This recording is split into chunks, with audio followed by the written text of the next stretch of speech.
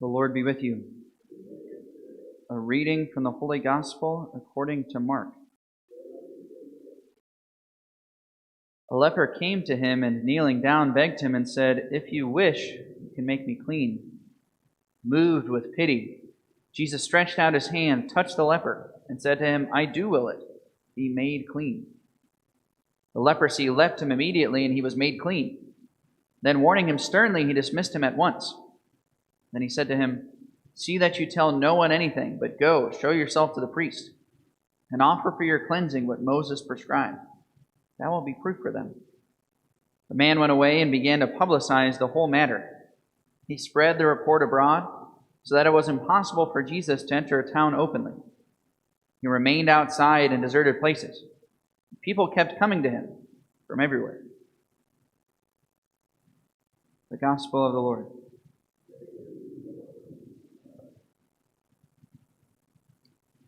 Today, as we continue going through the Gospel of Mark, we're introduced to one of the common themes of the Gospel of Mark that many scholars point out as kind of a unique characteristic of Mark's Gospel, and that is the Messianic secret. Anybody ever heard of the Messianic secret? Ever had a theology class in the Gospels? It's one of the things you'll hear about, and it's in Mark's Gospel, many times when Jesus performs a miracle for somebody, he tells them to say nothing to anyone. And it's people say, why does Jesus want these things to be kept a secret?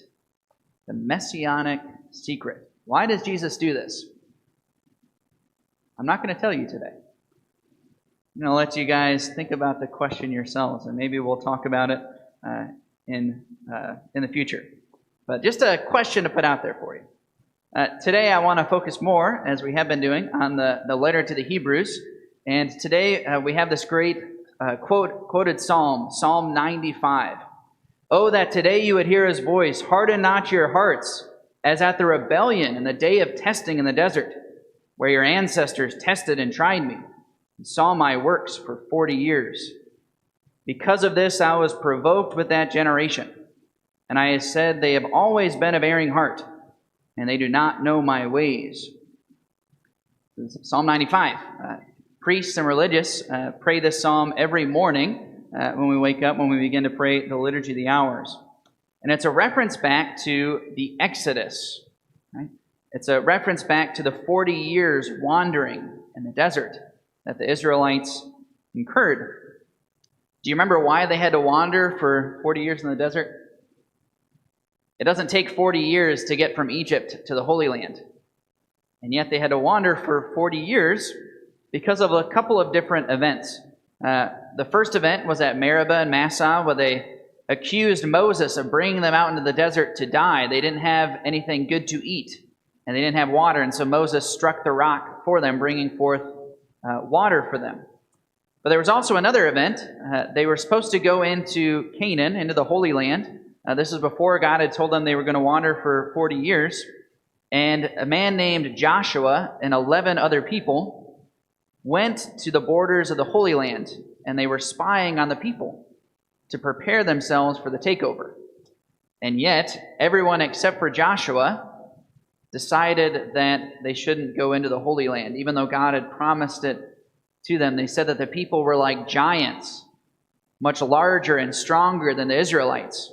The Israelites felt like grasshoppers in their sight. And yet Joshua was adamant they should go forward anyway.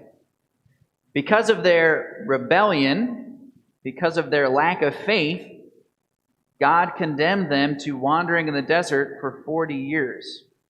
And he told them that nobody except for Joshua and one of his disciples, Caleb, would enter into the promised land. It wouldn't be for another 40 years.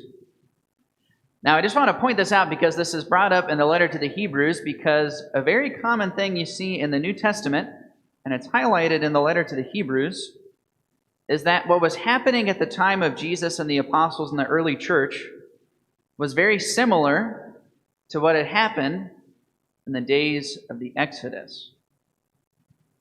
Right? This is where that mystery of history comes up. Remember, we talked a couple of weeks ago about typology.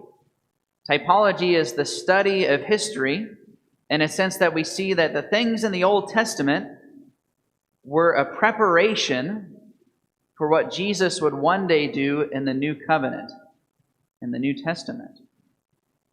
And so in the letter to the Hebrews today, the author is referencing to that rebellion in the days of the Exodus and the infidelity of the people and how they had to wander for 40 years in the desert. And he's encouraging the Jews of his day, the new Jewish Christians, to not make the same mistake, which is a great thing for us to reflect on. But I think there's something even cooler we can look at, and I just want to highlight some of these things, and they'll continue to come up in the letter to the Hebrews. How exactly was the days of the apostles in the early church, how is it similar to the days of the Exodus? So some things that we don't always notice. So first of all, we know that the Exodus began with the great feast instituted by Moses called the Passover, right? The Passover was instituted by Moses, and it was from that point on that the people were set free and they were liberated and sent into the desert on their way to the Holy Land. So likewise, Jesus, like a new Moses, begins the new Passover, the new covenant, with another Passover, his death and resurrection.